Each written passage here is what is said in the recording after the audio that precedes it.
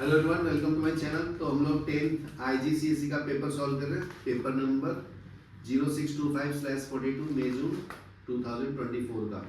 तो देखिए, third question solve करना है। सेकंड क्वेश्चन तक सॉल्व हो गया था। A student drop a heavy ball from a vertical height 1.8 meter above the ground. The ball then fall back to the ground. It doesn't bounce after hitting the ground. ठीक है। तो describe the transfer of energy of the ball between the stored from when the ball began to fall when it reaches the ground. तो जब उसको drop किया उस time अगर velocity zero है तो क्या होगा? उस टाइम ग्रेविटेशनल पोटेंशियल एनर्जी होगा, नीचे रीच करेगा तो काइनेटिक एनर्जी में कन्वर्ट हो गया होगा ना। तो लिख लो, the ball when it is at the top, energy is stored in gravitational potential energy, and when it releases to hit the ground, energy is converted and energy is converted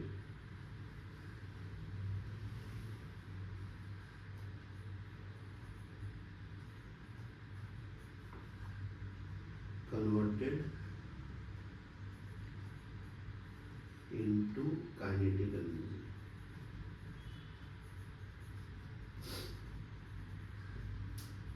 ये समझा आपको? हाँ। नेक्स्ट क्वेश्चन है, calculate the maximum speed of the ball, ignore the air resistance. तो बहुत simple है जी। तो kinetic energy is equal to potential energy कर देंगे, क्योंकि जो पोटेंशियल एनर्जी था वही काइनेटिक एनर्जी में कन्वर्ट हुआ है। तो मैक्सिमम स्पीड आ जाएगा, बराबर ना। हाँ। तो ये मास तो कैंसिल हो जाएगा, मास के ऊपर डिपेंड नहीं है। तो 2gh is equal to v square. तो v is equal to under root 2gh। तो 2g का वैल्यू कितना ले लो? 9.8 इंटू हाइट कितना दिया था? 1.8। तो ये आप कैलकुलेट करते हैं तो v का वैल्यू 5.9 मीटर पर सेकेंड आता है, बराबर है।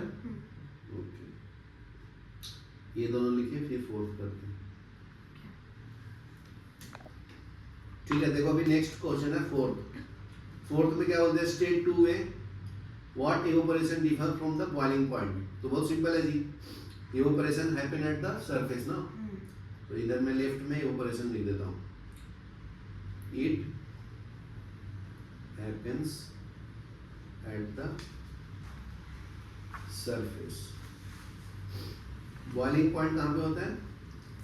ये आपका पूरा कंटेनर पे होता है ना, throughout the container. It happens throughout the liquid. Throughout the liquid. ठीक है। और दूसरा पॉइंट क्या लिख सकता हूँ? Evaporation can happen at any temperature, but boiling point happen at a specific temperature. ठीक है, it happen at any temperature. It happen at specific temperature. यहाँ तक क्लियर है?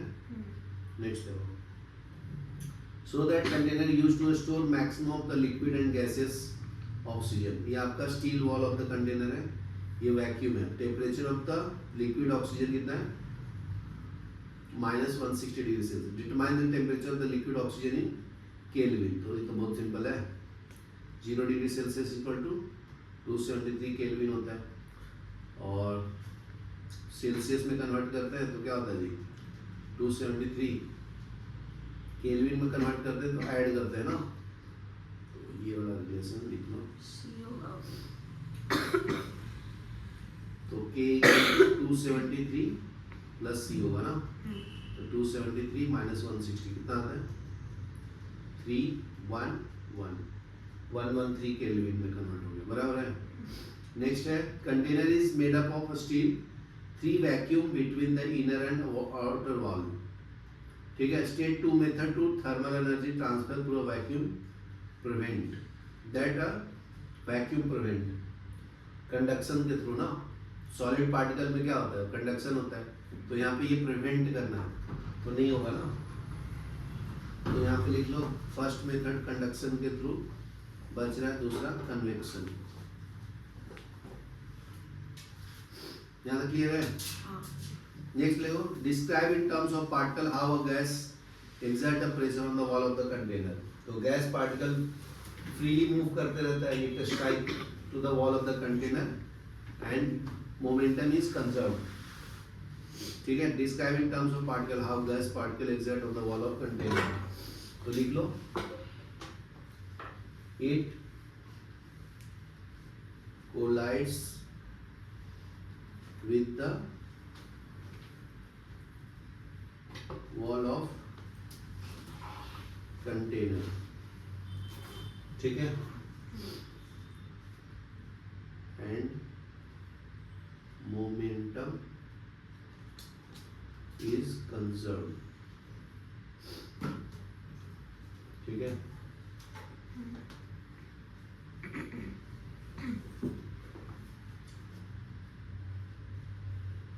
we can find the pressure exerted on the wall of container।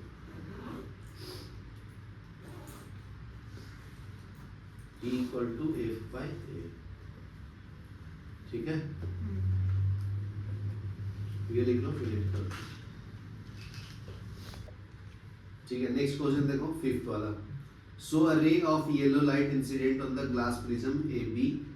ठीक है, तो देखो ये आपका जो येलो लाइट है, आप एकदम ऑब्जर्व करो, तो ये 90 डिग्री के ऊपर इंसिडेंट हो रहा है ना, तो इसका एंगल ऑफ इंसिडेंट क्या होगा जी, 0 ना, समझा। तो ये जब इंसिडेंट हो रहा है तो इसमें रिफ्लेक्शन और रिफ्रैक्शन का एंगल सेम हो जाएगा। नॉर्मली होता है तो आर पार हो जाता है ना, डिविएट नहीं होता, ठीक है, पाथ से। तो इसमें क्या बताना है आपको, explain why the ray doesn't change the direction when it enter the prism of A B. क्यों, अभी रीजन बताया ना, ray travel along the normal and when it passes through the normal or angle of incident equal to 0, then it doesn't change its direction। तो मैं लिख देता हूँ पूरा,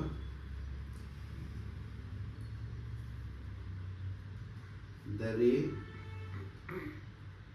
does not change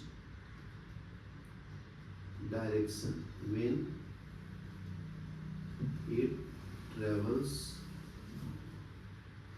prism at face AB because angle of incident is equal to 0 degree ना, ऐसे बोल सकते, क्योंकि वो नॉर्मल के बराबर ही है ना, एंगल ऑफ नॉर्मल के बराबर। अब देखो नेक्स्ट क्वेश्चन है, critical angle of glass is 42 degree, calculate the refractive index of the glass. तो रिफ्रैक्टिव इंडेक्स म्यू भी बोलते हैं, एन भी बोलते हैं, तो ये अपन 1/sin ऑफ सी आता है। सी क्या, एंगल ऑफ क्रिटिकल एंगल, बराबर है, सी क्या आपका क्रिटिकल एंगल। तो यहाँ से रिफ्रैक्टिव इंडेक्स आ जाएगा, mu is equal to 1/sin of 42 degree. तो ये आप कैलकुलेट करोगे तो रिफ्रैक्टिव इंडेक्स 1.5 आता है। यहाँ तक क्लियर है। नेक्स्ट है, continue the path of the through the prism and after living the prism. तो ये खाली आपको पाथ बताना है ना, तो देखो तो क्या होगा बताइए,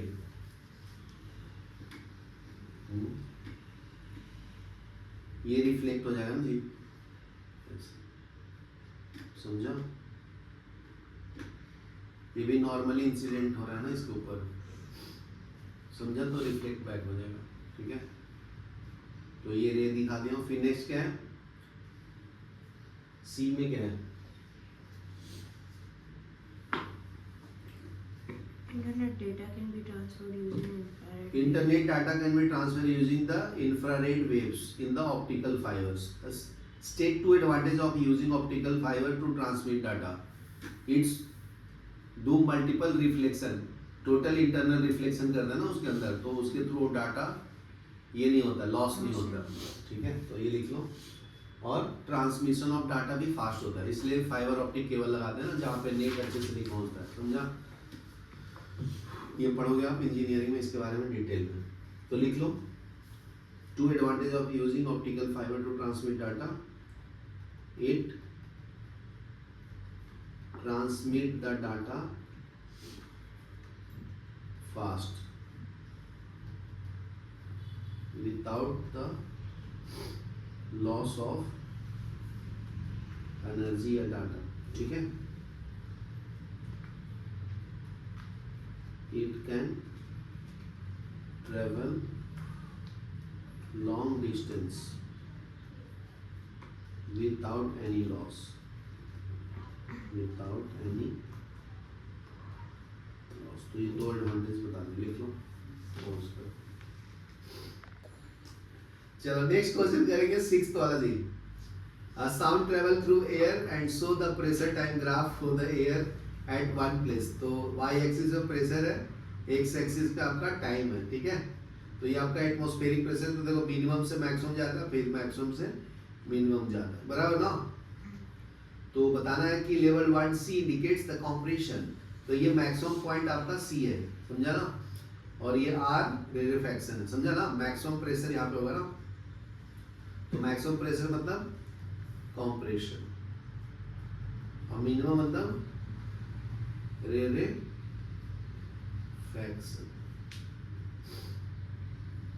ठीक है। तो नेक्स्ट है, explain why this graph can be used to find the wavelength of the sound wave. बताइए क्यों नहीं, क्योंकि इसका it doesn't show displacement time graph or it doesn't show the variation with displacement. It does not show variation with displacement. ये समझा? Next है, sound becomes louder and of lower pitch. State what happened to the amplitude of the sound. बताइए। Increases. Good, good, good. तो sound become louder and lower pitch. Louder होता है तो amplitude बढ़ जाता है, और lower pitch होता है तो frequency कम हो जाता है ना। तो लिख लो, amplitude increases. Amplitude increases.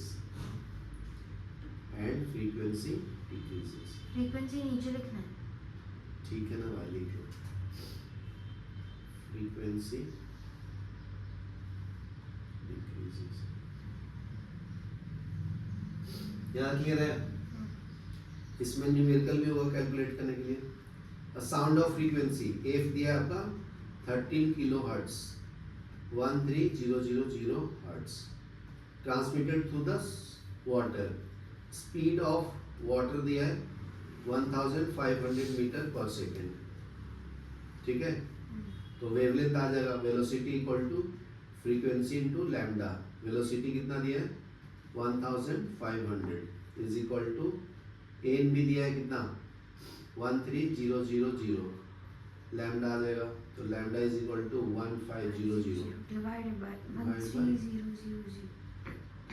दो जीरो से दो जीरो कैंसिल, तो ये आ जाएगा 15/130, तो 1.5 बाई 30 कितना आएगा जी 0.12 मीटर, 0.12 मीटर वेवलेंथ आ गया, बराबर है। नेक्स्ट है, state the approximate speed of sound in air. Speed of sound 330 metre होता है ना, लगभग 350 भी लिख सकते हैं। यार क्लियर है? ओके, ये लिख लीजिए, फिर नेक्स्ट करते हैं।